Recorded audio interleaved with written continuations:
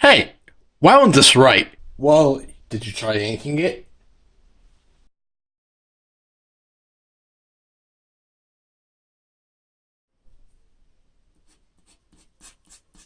Ah, much better. Hello and welcome back, everyone. Today I'm going to be instructing you on some of the basic things that you need to watch out for if you're going to write with a fountain pen.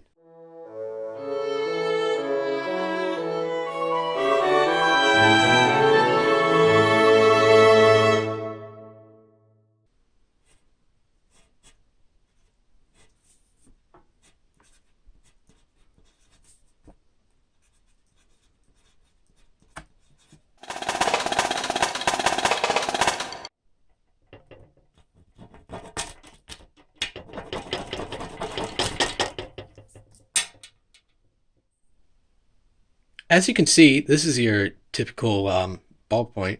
Sorry, I had a little bit for lunch today, but yeah, you don't want to use as much pressure as you're going to use with a ballpoint. If you're going to use a fountain pen, please don't do that ever. You're going to ruin the nib.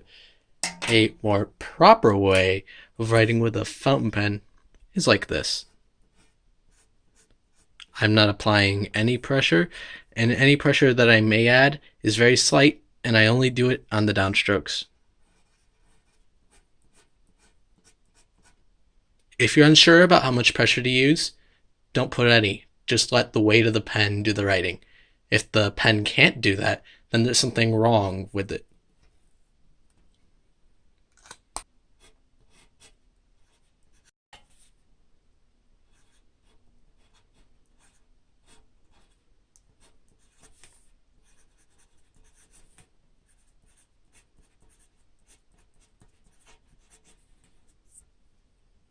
The tip of a ballpoint pen is conical, and thus you can pretty much write at any angle.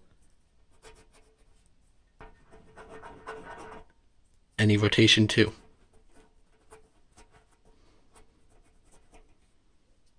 A fountain pen requires you to write at a very specific angle.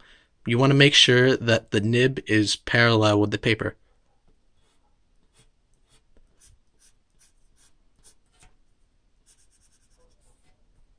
Notice if you cant the pen too much that you're going to have a little bit of trouble writing. This is normal. Some pens can also reverse write, although most are not designed to do so, and usually if it does, it's merely coincidence.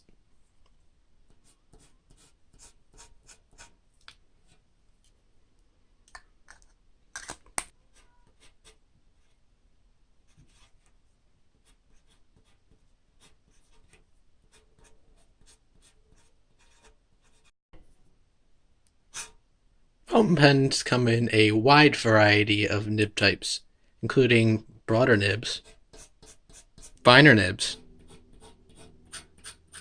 stub nibs, and even flex nibs.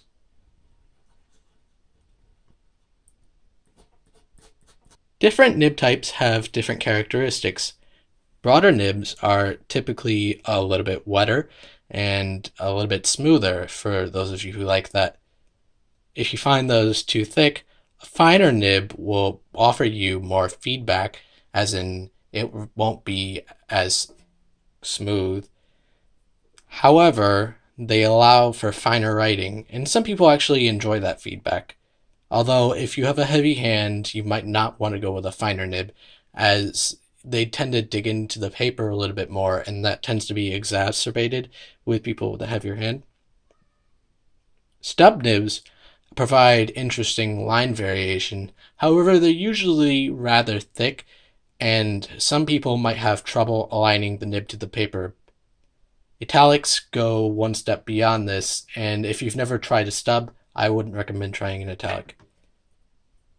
A flex nib is also not a pen I would recommend for a beginner. If you don't know how to write with a fountain pen, don't try one of these, because typically a flex nib can't take as much pressure as a regular nib can, although they do produce a lot of line variation and other desirable writing characteristics. I hope you found this video useful, and I'll see you next time for another episode of Practical Penmanship. Keep on writing.